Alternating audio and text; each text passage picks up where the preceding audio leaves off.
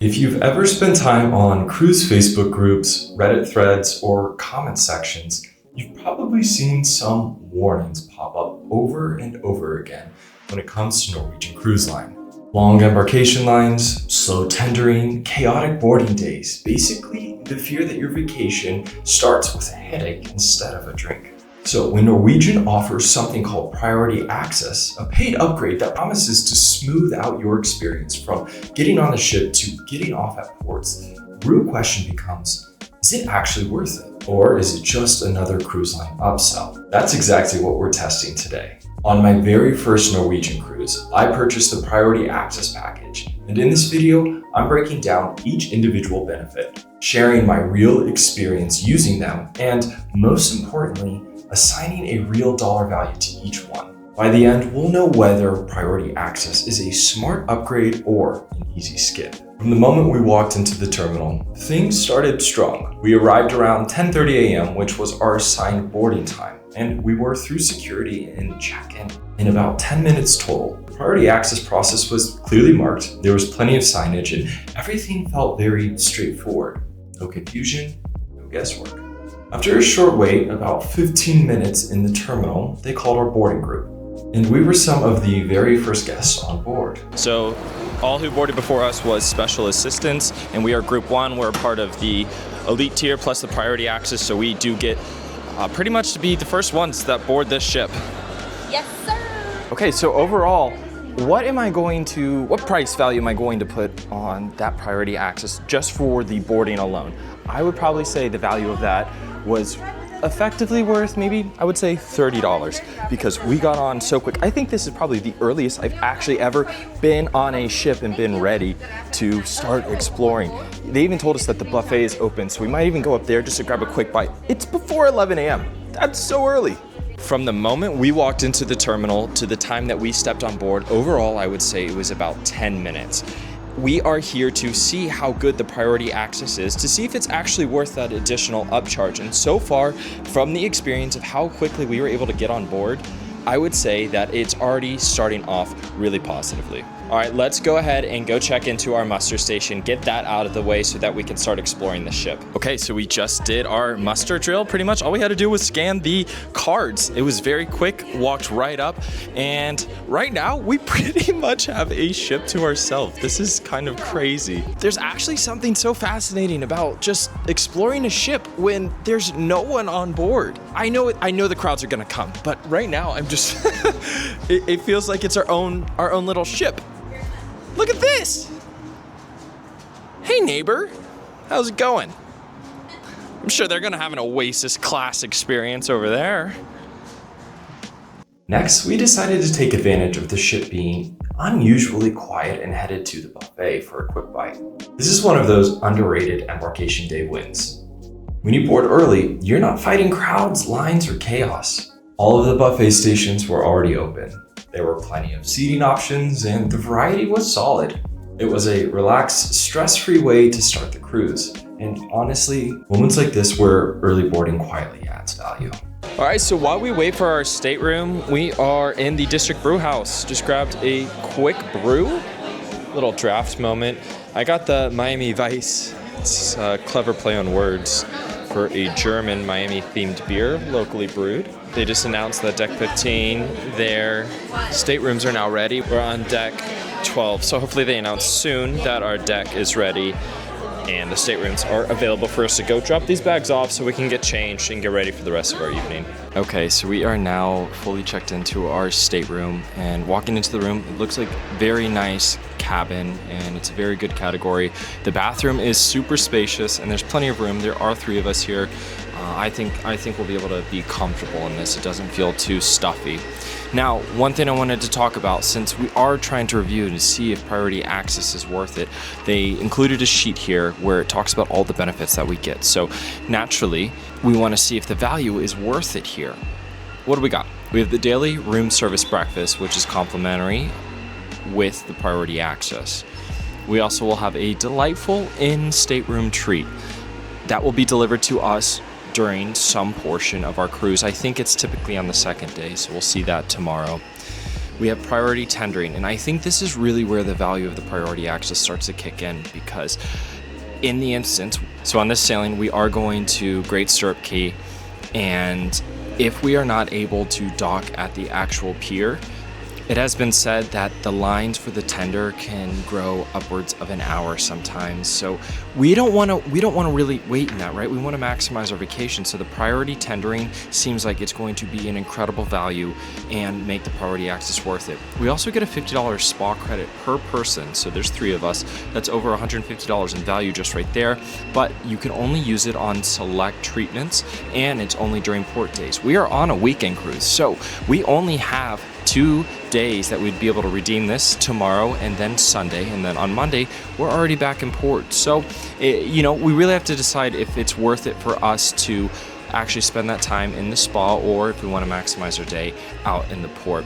We also get priority debarkation, another thing that's really important for us, because we are taking the Brightline from Miami to Fort Lauderdale to catch a flight out of Fort Lauderdale, and it's a rather early Brightline, early flight. So maximizing our ability to get off the ship early and be more efficient with our schedule is going to be critical. So we want to ensure that we can get off the ship as early as possible.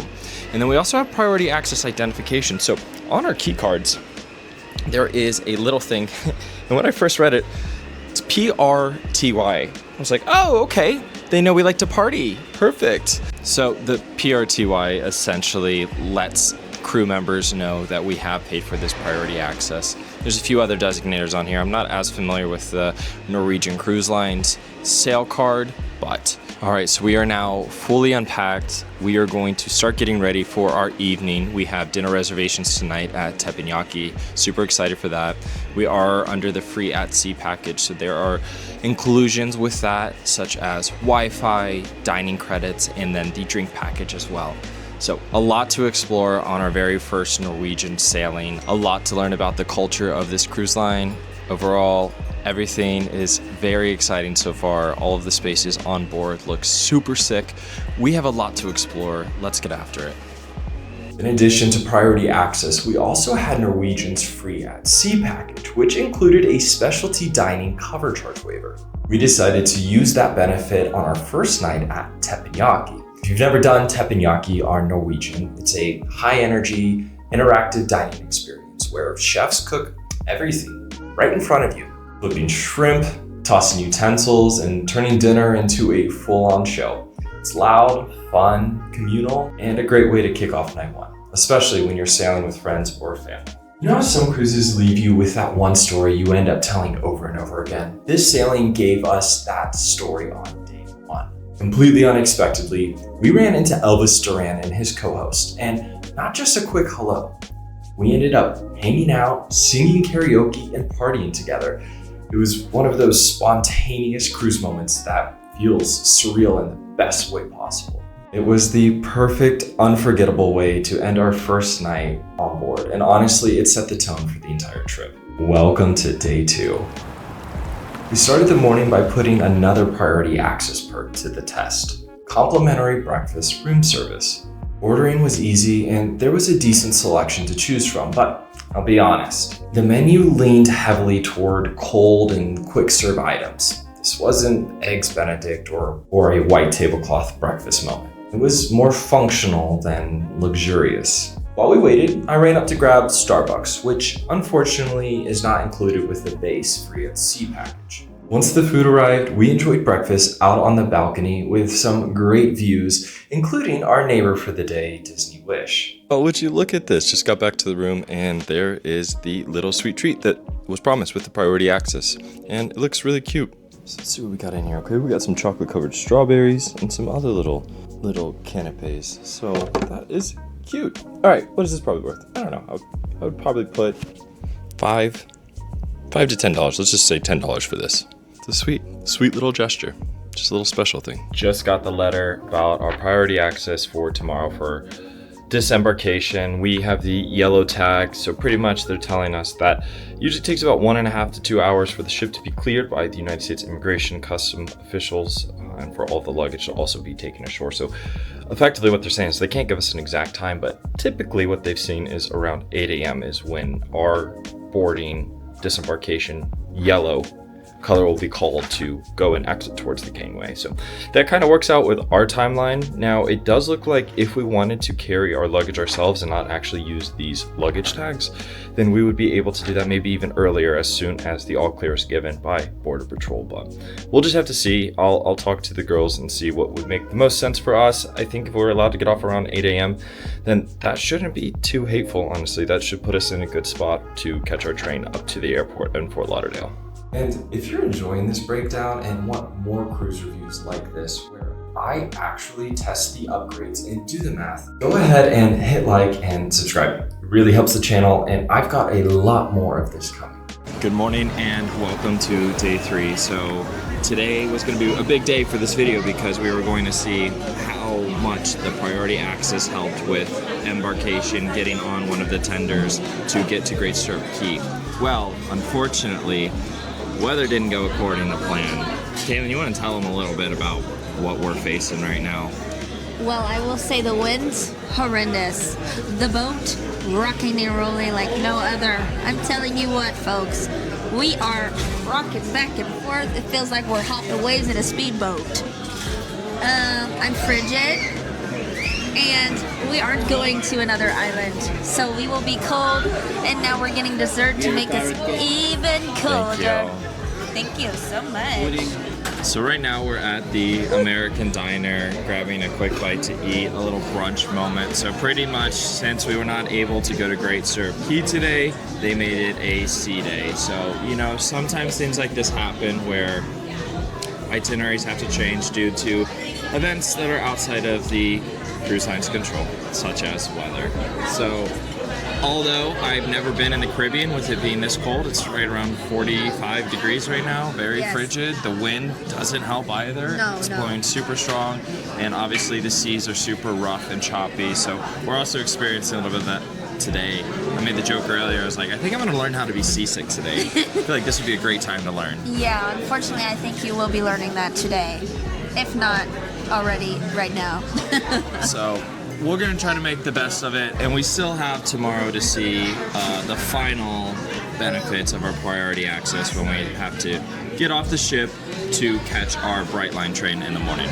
Yes, sir. See you then. And our day in port at Nassau actually surprised us. Throughout the day, we were treated to several fun little in-room deliveries that added to the experience. Since we skipped the private island, we treated this as a bonus sea day and leaned fully into the ship.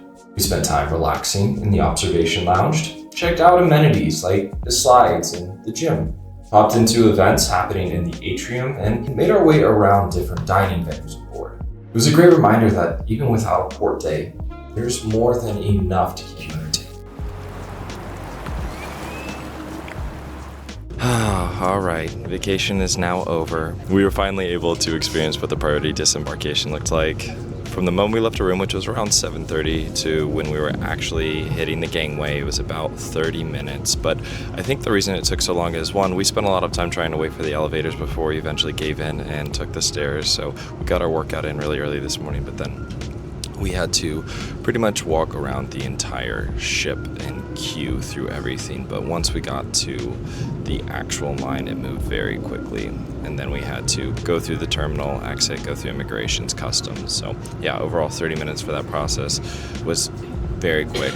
So I'm going to recap everything when we're back home and put a price value on everything that we got to see if overall the priority access is worth it. Right now we made our Brightline train, which was a huge plus for wanting to catch that early priority access. So glad we were able to do that. All right, I'll see you back in the cold and dreary Ohio. Now that the cruise is over, let's break down the actual value of each priority access benefit. Streamlined embarkation. I value this at about $30 per person. While terminal crowds were already light when we arrived, the real value came from being among the first on board and having what felt like an almost empty ship for the first hour and a half. Faster tendering. Unfortunately, we didn't get to test this since we skipped the private island, so I can't assign a value here. But based on reports of extremely long waits at Great Stirrup Cay, this could be one of the biggest value drivers on other sailings. Quicker debarkation. We were able to get off the ship early, and I value that convenience at about $10. Complimentary room service. Easy math here. Room service runs about $6, so that's the value.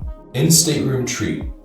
A nice touch, but I wouldn't value higher than $10. Madeira spa credit. We didn't use this, but if you do, it's worth $50 toward a spa service. So, for our sailing, the total value I assigned came out to just under $110 per person. We paid $129 per person.